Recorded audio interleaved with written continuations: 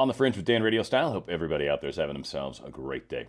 Trusting the deep state, something I just don't feel very comfortable with. It's funny when you watch it play in action, you can kind of see what they're trying to do. You can kind of understand what they're attempting to do.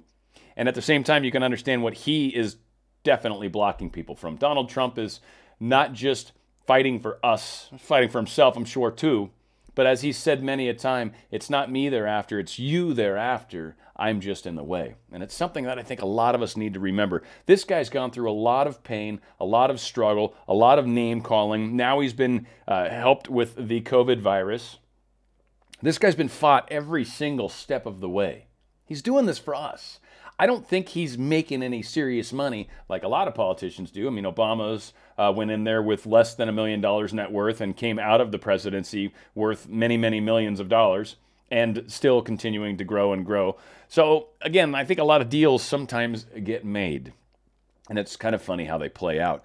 Now, one of the things that kind of came up, and this sort of starting a little bit of the thought process of what the future can hold if Biden gets elected, but they're talking about the courts. Now, Biden was asked specifically during the debates, are you going to stack the courts? And he never answered the question. He says that will be the issue when I start talking about it, but right now I'm not talking about it. And so he never really answered it. Now, Pete Buttigieg, as Trump likes to make fun of him, he kind of finally opened up a little bit and talked about what it is. Now, the video doesn't really help any, but essentially one of the issues that came up in the presidential debate from a couple of weeks ago was whether Joe Biden wants to expand the Supreme Court. And he didn't answer the question, but you're an interesting person on this subject, speaking of Pete Buttigieg, because you have supported a plan to add justices, so it's 15. It's not court packing, he says. It's just a little bit more complicated than that. But given your support for expanding the court and given that it was an issue in the last debate, I'm curious, could we see an answer tomorrow night on that question? Now, they cut the video there, and it doesn't really matter. Buttigieg, the mayor of South Bend, Indiana, and failed Democratic presidential candidate or hopeful, whatever, has talked about his plan to overhaul the high court since the first days of his candidacy. And in short, basically calling for the expanding of the number of justices from 9 to 15. 5 are going to be affiliated Democrats, 5 would be affiliated Republicans, and 5 would be picked by those 10. So 10 of them would be appointees, and 5 of them would be internal appointees. That is all sorts of frightening. And think about it, if you were able to stack, which they have before, I mean, Justice Roberts is a great example. He passed the Obamacare, the tax mandate. First thing he did is voted no on it. Then magically, someone had a little conversation with him, probably let him know about some very damning evidence that might become public if he didn't change his vote.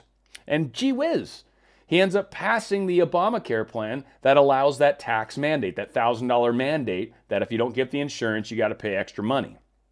So, obviously, you can get people on either side of the political party that are deep state. Mitt Romney, for example, for those that you think the deep state's only on the Democratic side, no. There are definitely a lot of deep state slime creatures on the left, but the right's definitely got its fair share of them as well.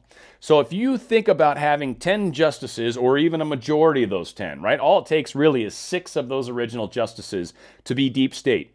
Just 6 of them. And then they can now vote in 5 of their picks, because they're always going to outvote the 4 people who aren't deep state. So they pick 5 more people. So now you've got 6 and 5, that's 11. You always have a majority. Always. And you can pass all the crazy, slimy stuff that the deep state wants to pass. Very dangerous.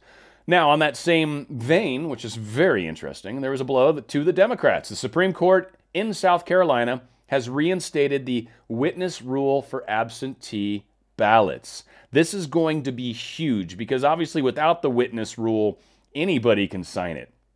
But when a witness must be there, now it complicates cheating tremendously, which, by the way, is the point of the witness. So one of the things that Trump has done for us already, no matter what, and I thank him for the California Ninth Circuit, by the way, he has appointed a bunch of judges across the nation Ninth Circuit Court here in California, we've got 2 Trump appointees and 1 Obama appointee. We've got all this Second Amendment stuff happening right now and going up to the Ninth Circuit in this state right now. And right now, a lot of things are starting to look good for Second Amendment patriots here in California because of what Trump's done. Again, similar to what's going on in South Carolina. So a lot's already happened, believe it or not. Trump has put in more Supreme Court or more judges than anybody else. State Supreme Court. I'm sorry, I'm losing the what they should be called, but that being said. So again, it's crazy how the deep state can try to pack the courts, can try to push things through their own way, but when you've got actual judges in the way that are going to follow the Constitution, it starts to change dramatically. And what's also interesting is how the deep state is allowed to say whatever they want. They can make any claims they want. They can make any accusations they want. All they got to do is just have a talking point that's essentially supported by the other media pundits. And now all of a sudden this is considered factual. But sometimes it's really ridiculous. And I think a lot of us kind of look at some of these things and go, really? Like there's no even small modicum of truth to that? Or if there is, it's ridiculous, and I don't know why you're bringing it up. Now this Juliette Kayyem, or however you say her name, one thing to keep in mind when we start getting into this, she's a Harvard professor, okay, super liberal, obviously. She's a CEO, well, interesting, she's made a business. She's a CNN analyst. Oh, crap. Well, now I just can't even trust her. And it doesn't matter any of the other crap she is because she's a CNN analyst. That being said, her tweet, it is very likely that Russian intelligence agencies, those signal and human intel sources at Walter Reed, etc., have more information about the president's condition than we do, though I think we all know how the president is doing. Of course, she was probably one of the people wishing death on the man. Yep. What part of this don't you believe? That Trump team is lax on security and vulnerable, or that Russia isn't interested in Trump's health, leading to the election that they are interfering in? Keep doing what you're doing. It's working so well for America and the hospitalized Trump. Oh, Juliette, thank you so much. And then this guy, Stephen Miller, points out, yeah, and she's an analyst, just so you know. Well, a bunch of people decided to kind of go on the offensive against her. Do you find it insensitive or unlikely? Just genuine curiosity to why you made this list. And then Daniel Church, I find calling the doctors at Walter Reed Russian intelligence assets pretty freaking insane, but that's just me, I guess. Razor, hi, since questioning science is okay again, do doctors lie about the virus and its dangers, or only info that benefits Republicans? Just checking, because it is kind of funny how anything that's against Republicans, you can say whatever you want. But if you say anything that's kind of contrary to that, even though you might actually quote science, no, you're crazy. So Jerry here, imagine how shocked I was when I saw CNN in your profile. Would never in a million years have imagined it. Patrick Henningsen, Juliette, you should be writing for comedy. And this part down here with Dr. Gupta, the one thing that he's really calling out that I think is kind of challenging is when the doctors of Walter Reed came out to kind of tell how the president was doing, they asked him a lot of very personal questions about Trump's health. And a lot of these people on the news, and Gupta himself, are under the impression that Trump gave these guys permission to say anything and everything about his health that they wanted. I don't think that's true. I think Trump basically said, you can go out there and tell him I'm doing okay. You can go out there and tell him a couple things, and that's it. And didn't give him permission to talk about whether or not he'd been on oxygen, whether or not he's up or down, whether or not he was having trouble breathing, whether or not his fever was up. Trump obviously didn't want to get all that information out there for probably personal reasons. Why? Because he gets freaking attacked all the time. It doesn't matter what he does. So was he probably holding that a little close to his chest? Yeah, I'd bet he is. And then considering his wife is sick, he's been sickened, and obviously something weird has happened because this man tests himself regularly. I mean, more than once a day, I am sure. So again, it's very interesting how this plays out. And then you've got deep state doctor. Again, you can get anybody to have any title. They're still working for the deep state, and you do it through any number of ways. Paying them to be a CNN analyst is certainly one way to go about it. But Dr. Gupta is a doctor, and he knows there's some patient confidentiality, that there's some HIPAA stuff. And just because he's president of the United States doesn't mean that they just announce to everybody under the sun that, Trump's sick. We got enemies, you don't want to necessarily make him sound weak. Just because you're telling the American audience, do you think Russia and China and all these other people are looking at it? Yeah, of course they are. I mean, that E-6 plane that they got flying around, the Doomsday plane, that thing was up flying around when Trump was sick, just to let people know, hey, If you think in the United States is weak right now, you are wrong. We are ready to go anytime, any place, any day. So again, just strange how these things get pushed out. Now, this has been brought up before in the past. I think it's worth bringing up again because they keep trying to pin or keep re-asking Trump the same questions over and over. Do you support white supremacists, or do you basically say they're bad, right? So Trump has said they're bad many, many times. He even called out the Proud Boys, which really, from what I can tell, they seem like a bunch of pretty good guys. I mean, I get why they make people nervous, don't get me wrong. But I haven't seen anything real crazy with the exception of one incident that was definitely a clash between two sides. I don't see it fully one side or the other. I feel like it was a clash between two sides. Other than that, I mean, I don't know. So again, this guy, Chad Wolf, acting Secretary of Homeland Security, just not long ago, recently had told us that the extremists are the greatest terror threat inside the U.S. Not just white supremacists, but white supremacists are bad, don't get me wrong, and they're also extremely lethal, he said. But he also called out Antifa specifically. Now, the media never ran with that. Even Fox never really ran with all that much. You might hear it from Tucker, you might hear it from Hannity, but you're not hearing it from anyone else. Maybe Laura Ingraham, but you're not hearing it from anyone else. This guy said it. Said Antifa is actually the larger problem, going back certainly to last year. And, you know, again, he gets into it pretty heavily. So, deep state, they're not telling you the things about their right-hand helpers, right? They're ISIS people that are here locally. They're Antifa thugs that they are funding through Soros and other means. These people are creating pandemics or problems in our streets. Not pandemics, but... So, Trump rages. The whole 230 thing, this whole Section 230. So this is taking up even more steam. It's one of the main reasons why I'm pretty sure Trump wanted the hell out of that hospital. He wanted to get back in and just start working on stuff. But he got a couple of his tweets got basically banned or blocked or whatever. But Donald Trump put out this tweet here: flu season is coming up. Many people every year, sometimes over 100,000, and despite the vaccine, die from the flu. Are we going to close down our country? No. We have learned to live with it just like we are learning to live with COVID, and most populations are far less lethal. Now, they didn't like that. They initially, I guess, put this tweet violates the Twitter rules, but it still allowed you to see it. And then at some point, I guess they even fully took it down. Now, the information that Trump is quoting, and this is from the CDC, which, you know, I love how we quote trust them even though we don't, but the deep state does, and they can't really call us on using their data when it comes from these platforms because that's what they're referencing. So, all right, as long as we're using the numbers that you say are okay. Now, the 2018-2019 flu season, or essentially it starts, around September and probably kicks into about April or whatever the heck. That's why they have it cross over the year like that. But it talks about the total number of people dying. Now, from the flu, they're estimating that 34,000 people died just from the flu. And they talk about how many were tested and all of this. So roughly medical visits, so roughly 16 million people had a medical visit surrounding the flu. That's a lot of testing if you think about it, right? I mean, kind of. It's not quite the same thing as testing it like for COVID, but similar, right? So again, of that, hospitalizations are 490,000 hospitalizations around the flu. And of that, only 34,000 people died. So if you take kind of these COVID numbers, and certainly 200,000 is bad, but you also lump in the fact that there are probably some flu numbers mixed in. The CDC talked about how 94% of all the numbers typically had COVID and something else. It wasn't just COVID solely. It was something like 6% was only really a COVID-related incident.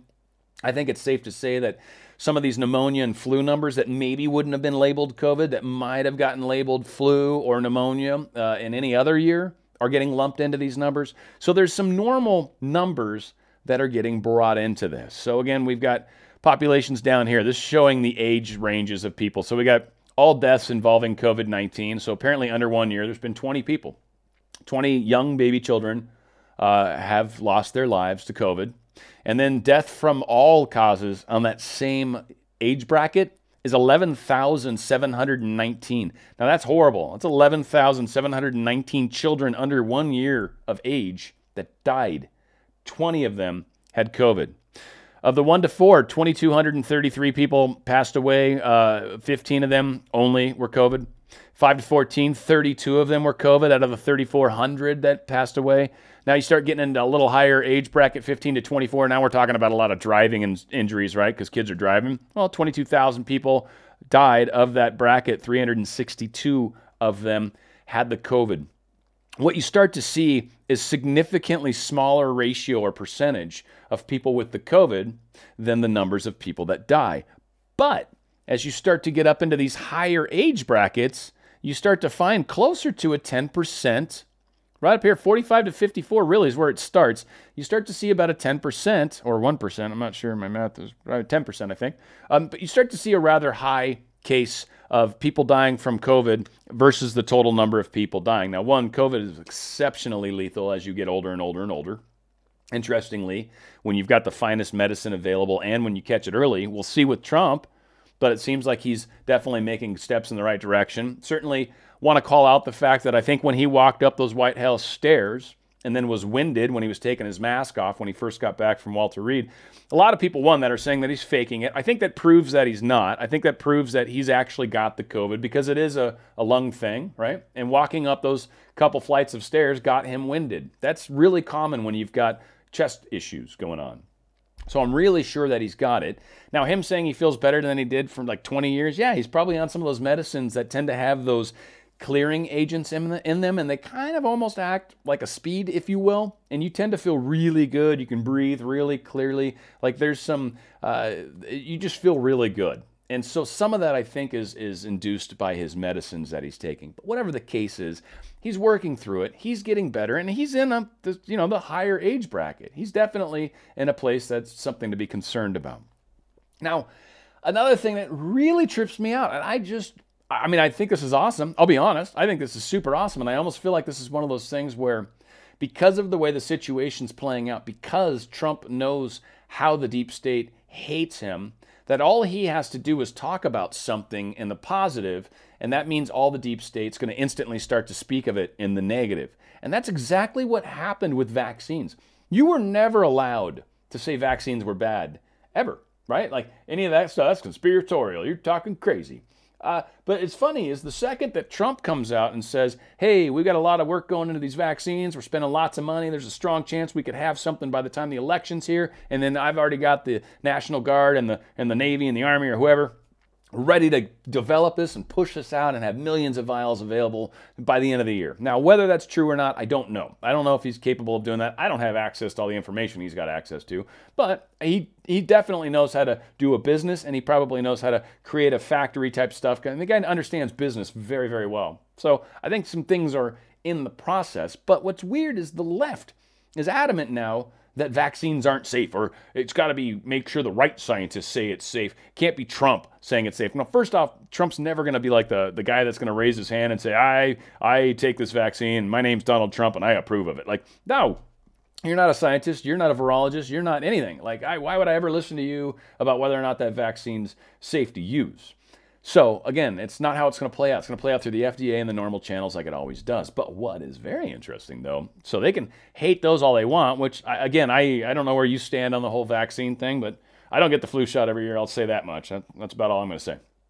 But what's interesting is he's really put a lot of effort into the prophylactics, into the different drugs you can take once you've already got it that are supposed to help reduce your time, help get you healed quicker, and get you back up and running a lot faster. So he's been putting more effort into that. But now, again, like I said, it's interesting that now all of a sudden deep state's like vaccines are bad. Okay, I'd be curious to see how that all plays out in the big picture. But yeah, Donald Trump has played a part in getting the deep state to acknowledge that vaccines are bad, which Bill Gates is one of the big pushers of all that, right? So interesting. I don't know. I mean, again, I'm just kind of on the fence over here, just sharing information.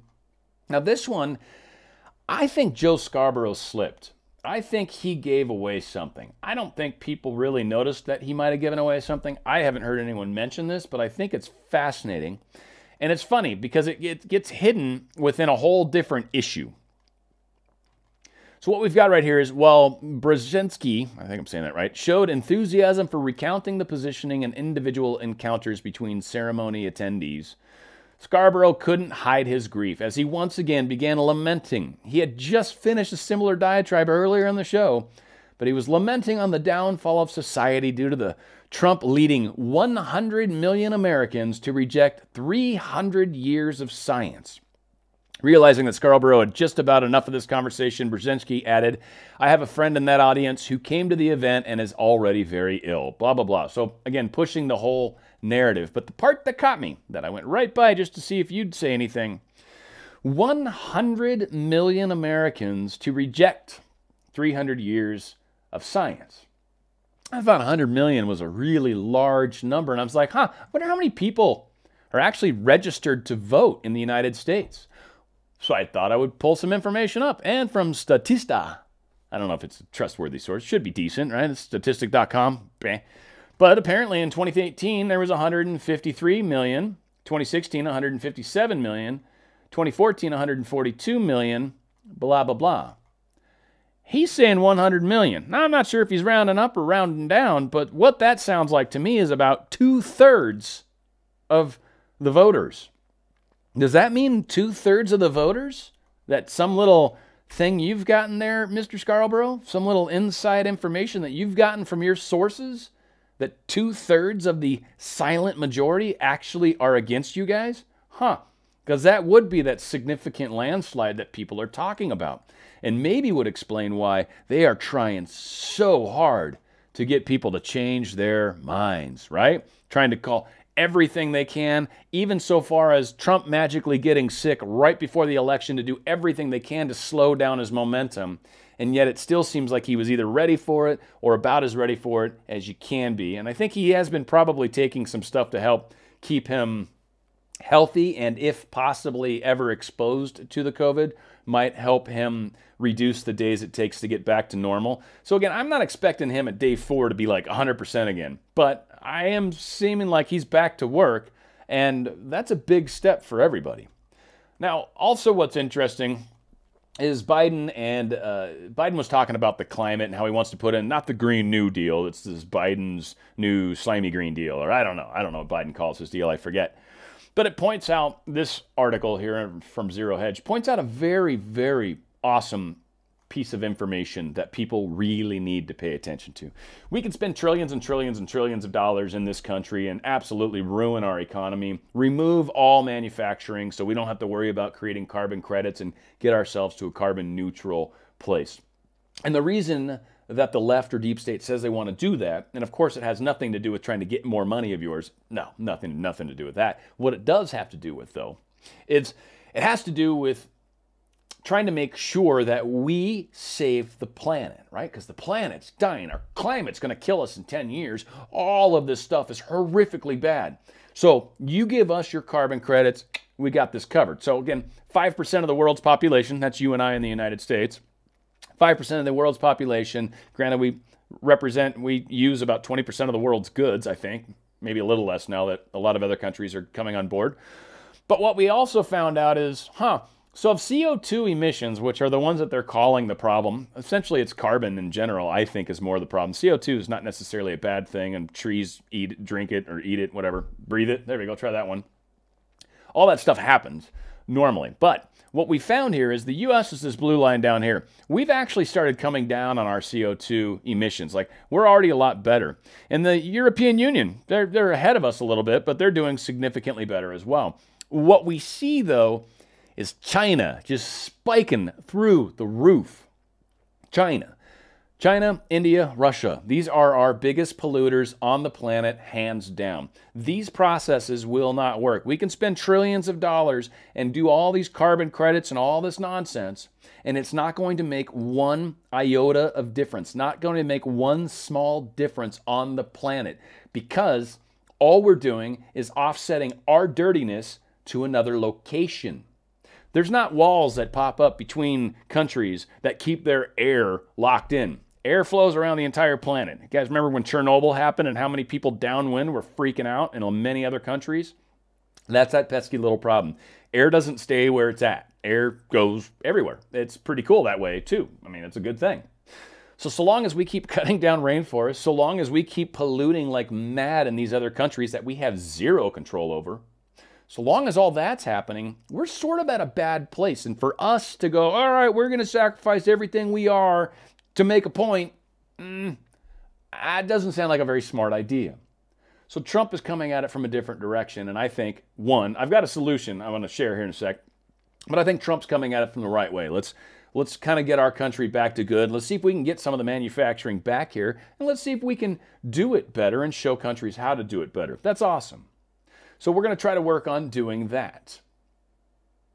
The other thing that I think would actually make a difference would be essentially if at some point somebody goes into the patent office and takes some of these different technologies that oil companies and energy companies have purchased and then shelved because they don't want people to have them. If someone could bust open the old patent office, go in and grab some of those things and make them free for mankind to use, our world could change literally overnight. There are technologies, there are patents that have had, back when we had carburetors, there was patents for carburetors that got over 100 miles to the gallon. We have fuel injection now, and that's still burning fossil fuels. There's way more efficient ways that we could go about using fossil fuels still. So again, I'm not trying to say that there's not some concerns about the way that we're using carbon, but what I am saying is the way the deep state wants to go about it is about control. It's about forcing their agenda, which is what you can and can't have. It's about taking more of your tax money and getting you to literally agree to do it. And it's about, again, taking away our rights as citizens. And that is something that I am strongly against, and I believe Donald Trump is as well. He's really fighting for us, folks. And I think we need to stand up and do our best to try to defend this beautiful, wonderful country and this great Constitution that we have. And when we do that, when we go united, when we realize what is coming against us, the deep state, when we realize that's what we're up against, united, we are unstoppable. United, we scare the dickens out of these people. And where we go one, we go all. It's on the Fringe, Dan Radio Style.